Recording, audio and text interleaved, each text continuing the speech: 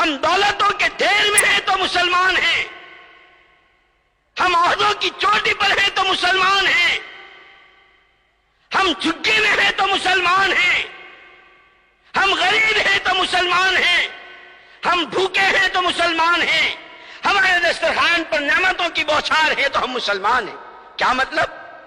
کہ ہم تو غربت میں بھی، امارت میں بھی، بھوک میں بھی، کھانے میں بھی، رات میں بھی، دن میں بھی، ہم تو ہر قدم پر یہ پوچھیں گے میرے مولا کی چاہت کیا ہے، میرا رب مجھ سے کیا چاہتا ہے، اور میرے رب کی اس چاہت کے پورا کرنے کا میرے آقا صلی اللہ علیہ وسلم کا طریقہ کیا ہے۔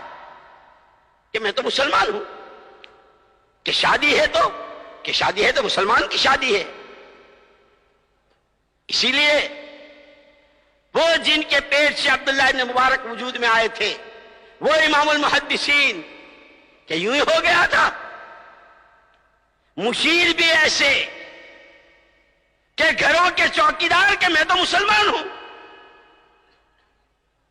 باغ کا رکھیوال ہے۔ خراسانی آیا، کہنے لگا ارے بھائی انار ایک توڑ کے لے آیا، کھٹا تھا، ارے بھائی دوسرا لا میٹھا، دوسرا لایا کھٹا تھا، تیسرا ارے اتنے دنوں سے تو یہاں ہے اور تجھے یہ تمیز نہیں کہ کھٹا کون سا درخت، میٹھا کون سا کا، میٹھے کا کون سا درخت۔ حضور جامے سے باہر نہ ہو جائیے، جامے سے باہر نہ ہو جائیے۔ میرا آپ کا جو معاملہ طے ہوا تھا وہ باغ کی رکھیوالی کا طے ہوا تھا، پھلوں کے چکھنے کا نہیں ہوا تھا۔ آپ ہوئے نہ ہوئے، وہ علیم، وہ خبیر، وہ سمیع، وہ بصیر، مجھے اس کا خیال تھا۔ کوئی دیکھے نہ دیکھے، کوئی سنے نہ سنے، کوئی جانے نہ جانے، میرا اللہ علیم ہے، میرا اللہ بصیر ہے، میرا اللہ سمیع ہے۔ قسم ہے جو میں نے کبھی آپ کے درخت کا پھل چکھا ہو، رکھے والی ضرور کی۔ آدمی کو پہچانتا ہے، آدمی کو پہچانتا ہے، فوراً قدر ہوئی، بھائی یہ تو بہت قابل قدر، کہنے کو تو رکھیوال ہے اور کہنے کو تو چوکیدار ہے، لیکن بڑا پکا مسلمان ہے، بڑا پکا مسلمان ہے۔ بھائی ہمارا خیال یہ ہے کہ اب تمہیں یہاں باغ کی رکھیوالی سے وہاں اپنے گھر لے جاویں، وہاں ہماری کوٹھی پر، کہ جی حضور ہمیں تو کام کرنا ہے، یہاں کروا لیجئے، وہاں کروا لیجئے۔ بہت اچھا، کہنے کو گھر کا چوکیدار ہے، کیسا وفادار ہے، کیسا خیر خواہ ہے۔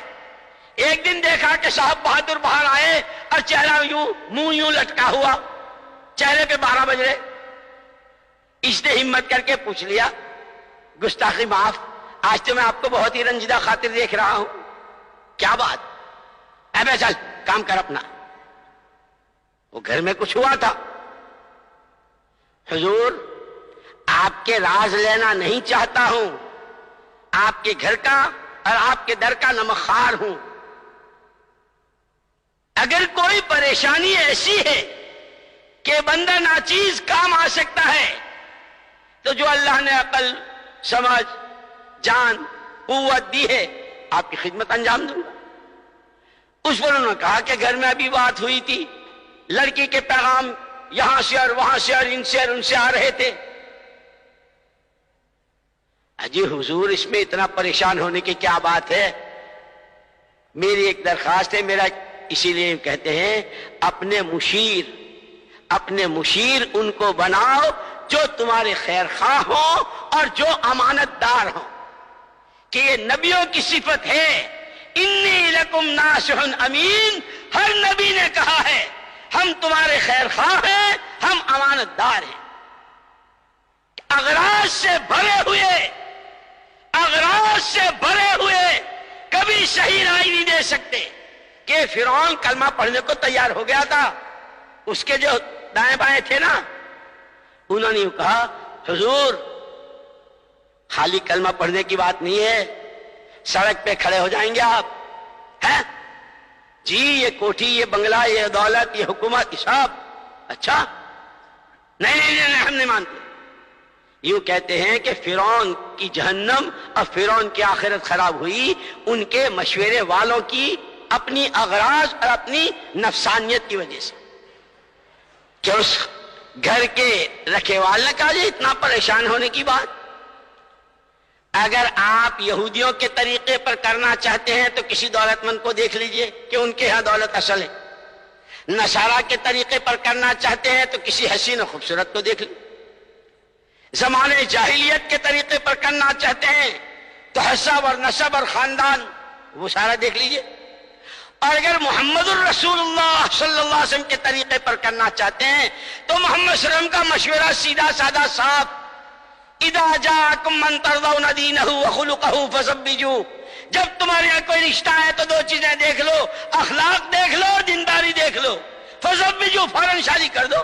اور آگے فرما بھی دیا اگر ان دو چیزوں کو بنیاد نہ بنایا، اخلاق کو اور دینداری کو، فساد کبیر، بڑا فساد ہوگا، پھر وہ شادی خانہ آبادی کا سبب نہیں ہوگی، وہ خانہ بربادی ہوگی۔